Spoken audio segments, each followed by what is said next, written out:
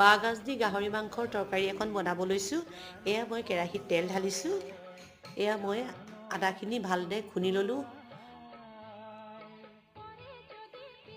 আৰু এয়া নহৰু খুন্দিবলৈ লৈছোঁ। নহৰুখিনি ভালদৰে খুন্দি ল'ব লাগিব।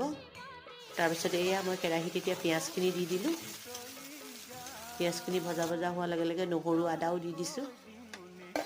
ভালদৰে এইখিনি ভাজিব লাগিব। ভাজাৰ পিছতেই মই এয়া বাঁহগাজ দি দিছোঁ।